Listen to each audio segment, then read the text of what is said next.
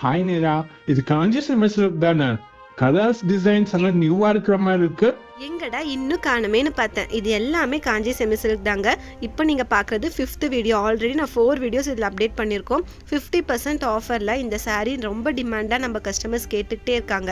And இந்த saree வந்து உங்களுக்கு ஆக்சுவல் ப்ரைஸ் வந்து 1000, ஆஃபரில் வந்து உங்களுக்கு 500 ருபீஸ் மட்டும்தான்.